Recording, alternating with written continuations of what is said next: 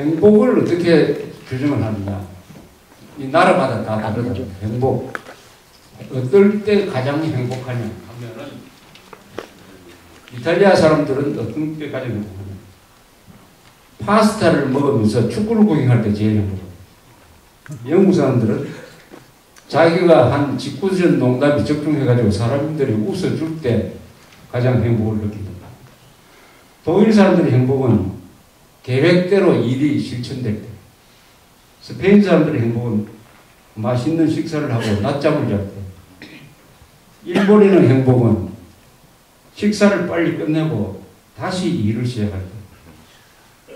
러시아 사람들의 행복은 집 안으로 들어온 비밀 경찰이 집을 잘못 찾은 것을 알고 돌아갈 때. 한국 사람 행복은 뭐냐? 한국 사람 행복은 뭡니까? 축구 보면서 군대 갔다 온 이야기 하는 건가? 여자들이 제일 싫어하는 거죠. 군대 갔다 온 이야기. 특히 군대에서 축구한 이야기를 제일 싫어합니다. 이 농담을 누가 많이 지어내느냐. 이 인터넷에 들어가면 농담이 많은데요. 이 농담을 누가 많이 지어내는지 대충 알 수 있어요. 이 국제적인 비교를 하는 농담을 감아보면은 밥이 되는 사람들이 있어요. 주로 폴란드 사람들이 밥입니다. 폴란드 사람들. 미국의 폴란드 사람들이 한 800만이가 있습니다. 그런데 미국에서 만들어진 농담 중에 이 폴란드 농담이라는 게 별도 항목으로 있어요. 그러니까 굉장히 좀 곰바우 취급하는 사람. 실제는 순박한 사람들인데 아마 사람들이 그렇게 많으니까 그렇게 하는데. 예, 근데 전구를 하나 갈아 끼우는데 폴란드 사람 몇 사람이 필요하냐? 질문입니다. 정답이 뭔지 압니까? 8명입니다. 8명. 어떻게 된 거냐? 원탁을 갖다 놓고 한 사람은 전구를 딱 이렇게 들고 있고 나머지 7명은 그 원탁을 밑에서 돌린다. 전구를 끼우는데 일본 사람 몇 사람이 필요하냐? 3사람이 필요하다. 한 사람은 전구를 딱, 한 사람은 이게 일제인지 아닌지를 확인해야 된답니다. 확인해. 두 번째 사람은 끼우고, 세 번째 사람은 이렇게 벗겨낸 낡은 전구를 수출을 했답니다. 수출. 일본 사람들에 대한 농담이 또 많아요. 그런데 일본 사람들에 대한 농담은 몇 가지 특징이 있어요. 일만 하는 사람, 유머 감각이 없는 사람. 이 지구상에서 유머 감각이 제일 없는 사람이 일본 사람이에요. 일본 사람. 그래서 일본 사람들은 이 우스개를 하면 3번 웃는다고 그래요. 3번. 누가 농담을 하면 그때 듣고 막 웃는답니다. 근데 웃어 웃는 게 아니고 옆에 다 웃으니까 따라서. 그 다음에 옆에 있는 사람이 그 농담한 게 내용이 이런 거라고 설명을 하면 또 웃는다. 근데 집에 돌아가서 그 의미를 이해하고 나서 비로소 한 번, 3번째 웃는다. 그래서 일본 사람은 월요일 원래 이게 우울하고 긴장된 날 아닙니까? 일본 사람을 월요일에 어떻게 웃길 것이냐? 질문이에요. 답은 뭐냐? 금요일에 농담을 해야 된다. 그럼 며칠 동안 생각해보고 월요일에 웃는다. 그래서 이 농담 지어낸 사람들 가만보면 대충 영국 사람들이 농담을 지어요. 이 농담 안에 영국 사람들이 별로 아주 좋게 나와요. 주로 나쁘게 나오는 사람들이 불란 사람들이 많아요. 불란 사람들. 영국 사람들 불란 사람들 참 싫어합니다. 불란 사람도 독일 사람하고 친해졌어요. 요새. 전쟁을 그렇게 많이 했는데도 여론조사를 하면은 불란 사람들이 제일 좋아하는 사람이 독일 사람. 독일 사람들이 제일 좋아하는 사람들이 불란서 사람. 이렇게. 근데 이 영국과 불란서는 사이가 나빠요. 왜 사이가 나쁘냐 하는 것은 이 100년 전쟁 막 이렇게 막 거슬러 올라가는데 이유가 있습니다. 영국 사람, 불란서 사람 사이가 나쁜 거는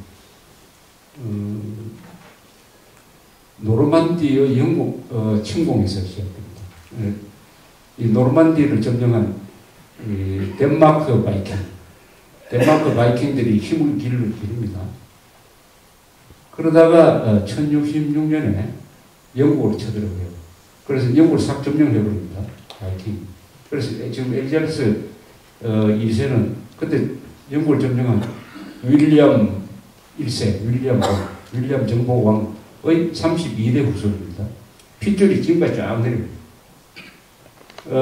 이 노르만디 출신들, 바이킹 후손들이 1066년에 영국을 정복함으로써 영국의 역사가 크게 바뀌고 세계사가 크게 바뀝니다. 그때까지는 영국은 점령만, 침공만 당하는 나라였어요. 노르만디 출신의 세력이 한 4,000명을 데리고 배를 타고 영국에 상륙한 것이 1066년. 그게 영국에 침공당하는 마지막입니다. 그전에는 로마도 쳐들어오고, 앵글로족, 색선족, 이건 독일입니다. 그 다음에 노르웨이 바이킹, 덴마크 바이킹, 드디어 프랑스에서 올라온 이 계속 얻어터진 게 1000년 동안 얻어터졌어요. 1000년 동안. 그게 영국인데, 이상하게 노르만디 공이 1066년에 영국을 딱 점령한 다음에 영국은 침공받던 나라에서 침공하는 나라가 됐어요. 그때는 한 번도 침공당하지 않았어요. 지금까지. 히틀러로부터도 나폴레옹으로부터도. 왜 이렇게 됐느냐. 영국을 점령한 이 노르만 세력이 바이킹 후손들이 영국의 체질을 바꿔버립니다. 영국을 잘 통치를 하고 중앙 집권적인 세력을 만들고 군대를 잘 조직하고 해가지고 굉장히 힘이 있는 잘 조직된 사회로 만들어가기 시작합니다.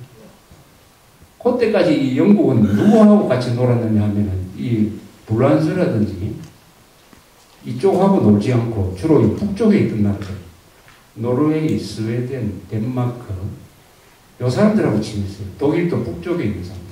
이 북구, 북해, 이 북쪽에서 놀다가 불란스에 있던 이 세력이 딱 들어오니까 그때부터 불란스하고 관계를 많이 갖게 됐어요. 그 다음에 영어에 보면은 영어 어원을 쭉 이렇게 분석을 하면은 불란스 말에서 나온 어원이 더 많다고 그럽니다. 앵글로 색소니 이거보다. 불란스, 영어가 만들어졌습니다. 영어가 만약 노르만 상륙작전이 노르만 공의 영국 점령이 없었으면 영어가 아마 거의 독일하고 네덜란드 말하고 비슷했지. 졌을 거라고 이렇게 생각해요. 그래서 이 노르만의 영국 점령은 세계사를 바꿨다. 그런데 그 뒤에는 또 어떻게 되냐? 영국이 누구를 따로 불란스를 계속 이제 칩니다. 불란스를. 이 노르만 윌리엄 공은 불란스에도 자기 영토가 있고 영국도 점령을 해놓으니까 이 양쪽에 걸쳐서 자기 왕국을 가지게 되었어요. 그래서 점점 불란스에서 자기 이 세력을 확장시키려고 합니다. 꿈은 뭐냐? 영국과 불란스를 같이 통치하는 것이 그 후손들의 꿈이었습니다. 그래서 계속 불란스에 대해서 주장을 하고 하다가 결국 백년 전쟁이 일어나죠. 백년 전쟁에서 이게 마무리가 되죠. 잔다크가 등장하고 해서 이 백년 전쟁에서 영국이 결국 졌습니다. 그래서 불란스에 있던 땅을 다 포기를 하게 됩니다. 포기를 하게 됩니다. 그 뒤에 불란스가 이제 발전을 하기 시작해가지고 불란스 발전의 피크는 베르사유 궁전입니다. 불란스가 이 세계에서 가장 강력했을 때가 18세기, 16세기에서 18세기로 넘어가는 요 한 100년이 이 세계에서 불란스가 최대 강국입니다. 루이 14세 시절입니다. 루이 13세, 14세. 루이 14세 때 만든 게 베르사유 궁전이죠. 국력의 성징입니다. 그리고 유럽의 다른 왕국들은 베르사유 궁전을 보고는 그것께 버금가는 왕국을 만들어야 되겠다는 것이 꿈이었어요. 그래서 이 불란스하고 라이발인 합스부르크, 비엔나에 있는 합스부르크 사람들도 그 비슷한 베르사유 궁전을 비엔나에 만들고 뭐 세계 곳곳에 왕궁 짓는 경쟁이 벌어지지만은 베르사유 궁전보다 더 큰 거는 짓지 못했습니다. 그런데 영국의 그때부터의 방침은 뭐냐? 영국은 그때 이미 명예혁명을 끝내고 상당히 민주화된 나라로 도약을 하면서 불란서하고 경쟁을 하는 거죠. 17세기, 18세기는 영국과 불란서가 세계 도처에서 경쟁을 합니다. 특히 미국에서, 카나다에서, 미국에서 경쟁을 합니다. 루이 14세를 견제를 하는 거죠. 루이 14세가 워낙 강하니까 그 나머지 국가들하고 영국이 동맹을 맺습니다. 네덜란드하고 동맹을 맺고, 하여튼 영국, 불란서에 반대하는 세력하고 항상 동맹을 맺고. 그래서 결국 루이 14세를 견제하는데 성공을 해놓고 식민지를 하나씩 먹어치우죠. 카나다도 먹어버리고, 퀘벡 같은 자금하는 데로 내죠. 미국에서는 루이지애나주. 루이지애나주라는 뜻은 루이 14세, 루이 왕조가 개척했다는 그런 뜻입니다. 그거 말고는 다 먹고. 이렇게 해서 영국이 불란서의 식민지 전쟁에서 이김으로써 19세기 초에 가면은 세계를 4분의 1을 통치를 한 걸로 이렇게 넘어가니까 이 영국과 불란서의 라이벌 관계가 영국과 독일과 불란서의 라이벌 관계보다 훨씬 더 깁니다. 그러니까 이게 숙적이죠, 숙적. 그걸 숙적이라고 하지 않습니까? 그러니까 불란서와 영국 사이에는 항상 이 감정이 많아요. 이것도 아마 불란서 사람이 영국 사람들이 만든 농담인 것 같은데, 타이타닉 같은 호화 여객선이 가다가 이제 침몰하게 됐어요. 침몰. 선장이 승객들을 보고 뛰어내리라고 해야 되는데 그 배에 탄 사람들이 다 국적이 다르니까 뛰어내리도록 이야기하는 게 말이 다 다르답니다. 미국 사람들은 보고 뭐라고, 당신 뛰어내리면 영웅이 된다 하면 미국 사람 뛰어내리고, 영국 사람한테는 뭐라고 하냐, 뛰어내리면 신사가 된다. 이탈리아 사람한테는 뛰어내리면 여자들이 몰려올 것이다. 그 다음에 독일 사람한테는 우리 대의 규칙이 뛰어내리게 되어 있습니다. 이러면 독일 사람 뛰어내릴 때, 일본 사람한테는 다른 사람 다 뛰어내렸습니다. 이러면 뛰어내립니다. 일본 사람은 항상 주변을 관찰합니다. 그런데 불란서 사람한테는 뭐라고 하느냐, 뛰어내리지 마세요. 그럼 뛰어내립니다. 항상 청개구리 꺾고 가고. 수프에서, 어떤 식당에 가가지고 수프에서 파리가 들어있는 것을 발견했을 때 거기에 대한 반응이 또, 그 유명한 이야기인데 계속 이렇게 그 내용이 바뀝니다. 대충 이래요. 자, 수프를 먹으려고 하니까 파리가 들어있다. 독일 사람은 어떻게 행동하느냐. 아, 이 수프를 끓일 때 100도로 끓이지 않겠느냐. 이건 뭐 충분히 살균되었으니까 문제 없다. 그래서 조용하게 파리를 드러내고 조용하게 먹는다. 영국 사람들은 보면은 딱 숟가락을 놓고 농담 한마디 딱 하고 그냥 나가버립니다. 중국 사람은 아무 말 안 하고 그냥 먹는 겁니다.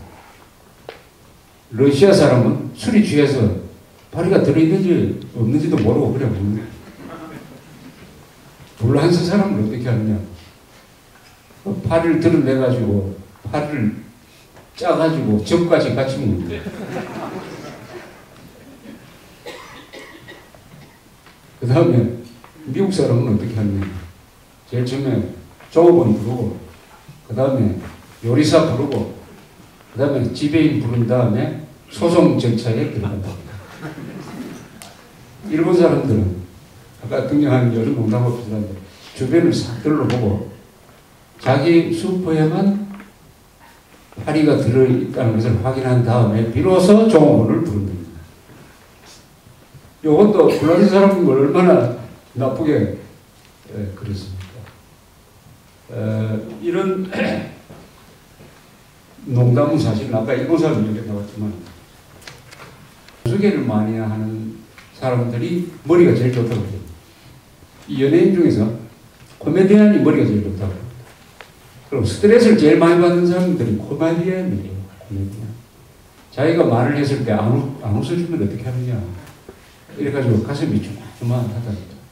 근데 사실은 그 나라에 우수한 코미디언이 있을 것 같으면 듣는 사람이 웃어요.